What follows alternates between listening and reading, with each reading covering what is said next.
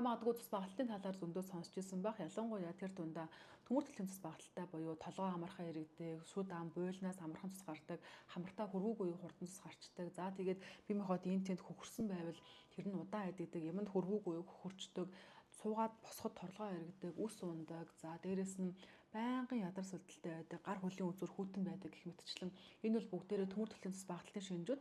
За тэгэхээр төмөр төлөв цус багталыг юу вэ гэхээр бие махбодод байгаа нөөц төмрийн хэмжээ багассан байна гэсэн үг. Хүүхэд бага насндаа 6 сар хүртлээр ээжээсээ авсан нөөц төмрөө хэрэглэдэг бол 6 сараас дээш хугацаанд хүнсээрээ дамжуулаад төмрөө байнга хангаж байх хэрэгтэй байдаг. Хоол хүнсэнд агуулдаг төмөр маань ихэвчлэн махан бүтээгдэхүүн ялангуяа малын илгэн тамгийнхаар агуулгаддаг. За мөн ургамлын гаралтай төмөр гэж бас байдаг.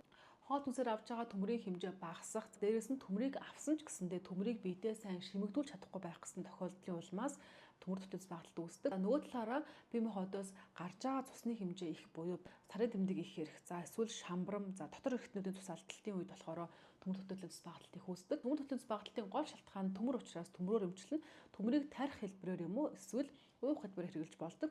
За ууж байгаа төмрүүдийн хувьд ихэвчлэн гаж нөлөө маш ихтэй байдаг. Яагаад тэгэхээр төмөр гэдэг витамин минерал маань өөрөө маш хүнд бүтэцтэй, дээрээс нь бие махбодод шингэхдээ маш их хүчлэг орчин шаарддаг.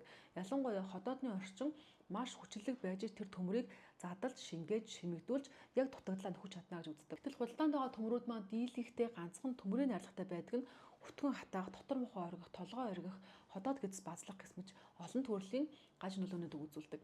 Тийм учраас төмөр төлөв багталтай бол төмрийг уухтаа заавалчгүй нэмэлтээр витамин С агуулсан төмөр уухыг зөвлөдөг.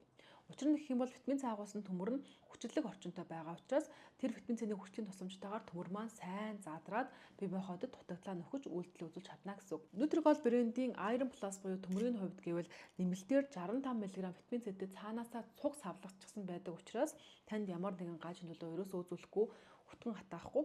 За тийм болохоор та төмөр төлөв багталтай эмчилгээ тохиолдолд нэмэлтээр уух гэж байгаа бол заавал витамин С-тэй төмөр уух хэрэгтэй. Ингэжээж та өөрийнхөө төмөрийн дутагдлаа нөхөж чадна. Дээрээс нь ууж байгаа төмөр чинь танд 100% бүрэн шимэгдэнэ гэсэн үг. Нэг капсултаа 20 мг төмөр болон нэмэлтээр 65 мг витамин С агуулсан байдаг. За тэгэхээр та бүхэн эргэн тойронд нь түрүүний миний хэлсэн шинэ тэмдгүүд байгаа цус багталтай хүн байвал төмөр уухтаа витамин С-тэй төмөр уух юм байна гэдгийг сануулаарай.